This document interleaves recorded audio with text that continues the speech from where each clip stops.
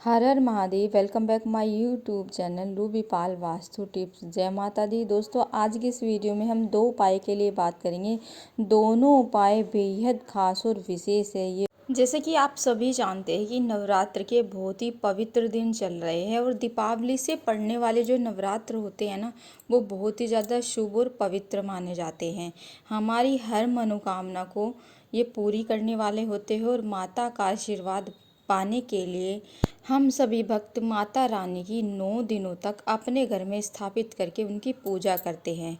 तो इन दिनों में यदि आप ये दो खास विशेष उपाय करते हैं, पहला जो उपाय है वो झंडे से आपको ये उपाय करना है, जो कि आपके घर में क्लेश और आपको मान सम्मान दिलाएगा और आपके घर से क्लेश जो होगा, लड़ाई झगड़े जो होंगे वो ख़त्म करवाएगा। और दूसरा जो उपाय है, यदि आपके घर में ऐसी कोई प्रॉब्लम है कि आपके घर में धन संपदा नहीं बढ़ रही है, आपके घर में लक्ष्मी माता का वास नहीं है, तो आपको ये दूसरे वाला उपाय जो आपको पान के पत्ते से करना है, ये उपाय नवरात्र के दिनों में अवश्य करना चाहिए। जैसे कि आप सभी जानते हैं, 2 नवरात्र के दिन रह गए। आपको ये उपाय या तो अष्टमी के दिन कर लेना है या नवमी के दिन कर लेना है, क्योंकि नवरात्रि के सिर्फ अब 2 ही दिन बचे हैं। ठीक है, इनमें से दोनों में से किसी भी दिन एक दिन आप ये उपाय करना चाहिए। यदि आप भी चाहते हैं कि आपके घर में लक्ष्मी का वास हो, आपके घर से क्लेश लड़ाई झगड़े सब खत्म हो, तो ये उपाय दोनों बहुत ही छोटे सरल उपाय है। ये दोनों उपाय आपको अवश्य करने चाहिए। तो पूज्य श्री महाराज की ही कथा से सुनकर ये दोनों उपाय मैं आप लोगों को काफ़ी अच्छे से समझाने का पूरा प्रयास करूंगी। और आप लोगों से एक छोटी सी रिक्वेस्ट है, जो लोग भी पहली बार चैनल पर आए हैं, पहली बार वीडियो को देख रहे हैं, तो दोस्तों चैनल को सब्सक्राइब करें, ताकि मेरी आने वाली नई वीडियो आपको मिल सके, आप तक पहुंच पाए। तो चलिए दोस्तों, बात करते हैं पहले उपाय की। पहला उपाय आपको किस प्रकार करना है और उस उपाय को करने के लिए आपको किन किन चीज़ों की आवश्यकता होगी। चलो बात करते हैं पहले उपाय की। तो पहला उपाय करने के लिए दोस्तों, सबसे पहले आपको एक झंडी लेनी है। माता रानी की आपको झंडी आराम से आसानी से मार्केट में किसी भी पूजा वाली दुकान पे आसानी से आपको मिल जाएगी, और ज़्यादा पैसों की भी नहीं आएगी, 10 से 15 रुपए की आपको ये मिल जाएगी आसानी से। इसके बाद आपको जो दूसरी चीज़ लेनी है, वो आपको मक्खन लेना है। ठीक है, और जो आप मक्खन लेंगी ना, वो बिल्कुल ताज़ा होना चाहिए। बासी मक्खन आप लोगों को इस उपाय के लिए बिल्कुल भी यूज़ नहीं करना है। आप जैसे किसी शॉप से लेते तो आप उसको पहले बोल देंगे कि हमें बिल्कुल फ्रेश और ताज़ा ही मक्खन चाहिए। ठीक है, इस तरह से आपको एक कटोरी में थोड़ा सा मक्खन ले लेना है। इसके बाद आप तीसरी जो चीज़ लेंगे, वो लेंगे एक दीपक। मिट्टी का आपको एक दिया लेना है, और वो जो दिया लेंगे ना, उस दिए में आपको लंबी बाती लगानी है।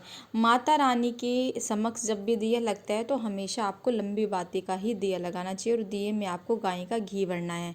ये सारी चीज़ें लेकर आपको पहुंच जाना है माता रानी के मंदिर में। आपके घर के आसपास जो कोई भी माता रानी का मंदिर हो ना, आपको वहाँ पर चले जाना है। ये सारी चीज़ें लेकर जाएंगे, तो सबसे पहले आपको क्या करना है, माता रानी के चरणों के समक्ष आपको एक लंबी बाती का दिया लगा देना है। ठीक है, दिया लगाने के बाद आपको क्या करना है, आपको माता रानी के समक्ष प्रार्थना करनी है। यदि आपके घर में बहुत ज़्यादा क्लेश रहता है, लड़ाई झगड़े रहते हैं, पति पत्नी के रिश्तों में बहुत ज़्यादा खटास आ चुकी है, दोनों में आपस में बिल्कुल भी बनती नहीं है, या दोनों एक दूसरे की बात सुनने को भी बिल्कुल तैयार नहीं रहते, तो यदि आप चाहते हैं कि आपके पति पत्नी के रिश्तों में मिठास आए और पति पत्नी के रिश्तों में प्रेम बढ़े, तो आपको ये उपाय ज़रूर करना चाहिए।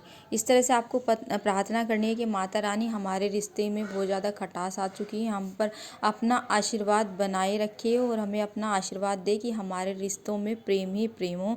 हमारे घर में जो क्लेश रहता है, वो क्लेश हमारे घर से दूर हो जाए, ख़त्म हो जाए, और हमारे घर में जो है सबका व्यवहार अच्छा हो। इस तरह से आपको प्रार्थना करनी है।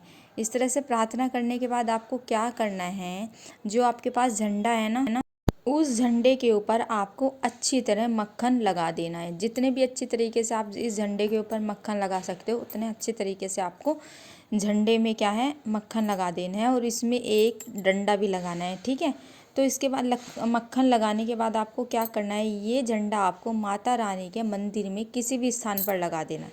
ठीक है, किसी भी स्थान पर आपको ये झंडा लगा देना है। माता रानी के आशीर्वाद से आपकी जो भी प्रॉब्लम है, जो भी समस्या है, वो बहुत ही जल्दी पूरी हो जाएगी। और पति पत्नी के रिश्तों में बहुत ज़्यादा यदि खटास आ चुकी है तो वो आपके प्रेम में कन्वर्ट हो जाएगी। तो ये था पहला उपाय। चलिए दोस्तों, अब बात करते हैं दूसरे उपाय की। तो दूसरे उपाय को बताने से पहले इसके बेनिफिट जान लेते हैं कि ये दूसरे उपाय आपको क्यों करना चाहिए।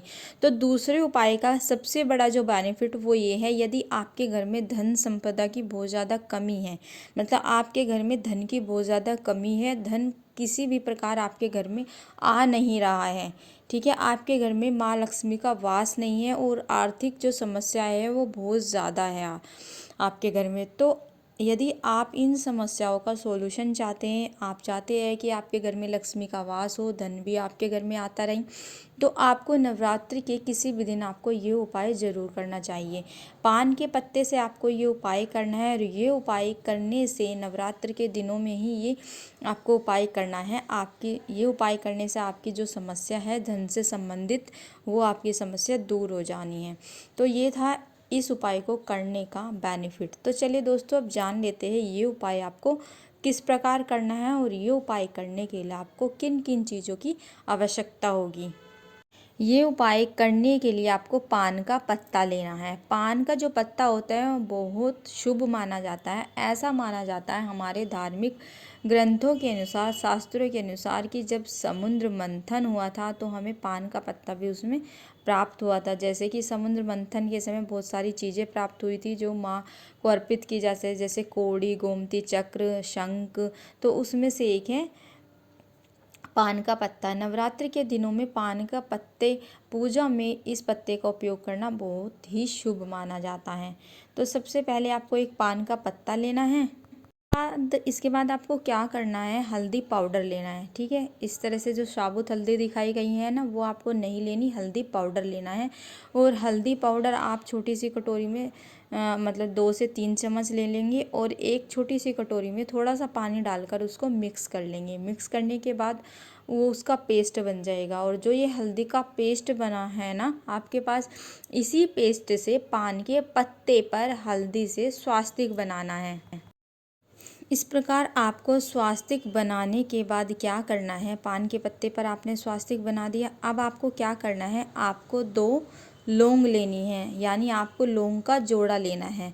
और वो जो 2 लौंग आप लेंगे ना, वो साबुत होनी चाहिए। साबुत कहने का मतलब क्या है, जो लौंग में ये फूल बना होता है ना ऊपर की साइड, वो प्रॉपर बना होना चाहिए, वो खंडित नहीं होना चाहिए, मतलब टूटा हुआ नहीं होना चाहिए, ठीक है। आपको प्यारी सी सुंदर सी 2 फूल वाली लौंग लेनी है। और ये लौंग लेने के बाद आपको क्या करना है, ये दोनों लौंग आपको पान के पत्ते के ऊपर रखनी है।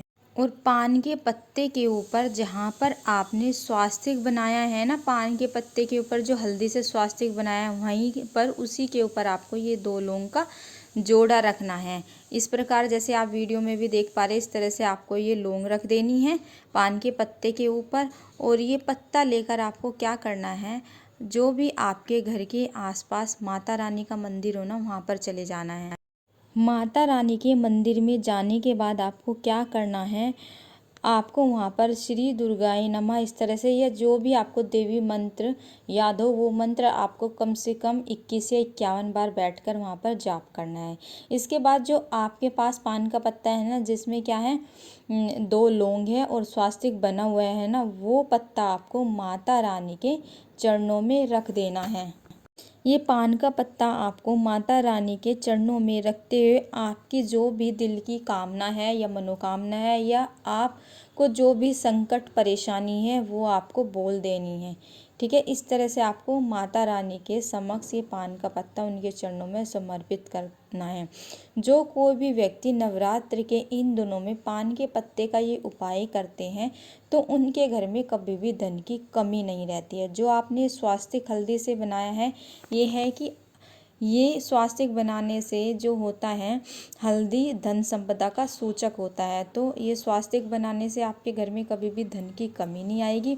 और जो आपने उसके ऊपर लौंग रखकर अर्पित की है ना 2 लौंग, तो ये है कि आपके जीवन में यदि कोई संकट आने वाला है तो वो संकट टल जाएगा, तो इस तरह से आपको ये उपाय करना है। बहुत ही सुंदर और ख़ास ये उपाय है।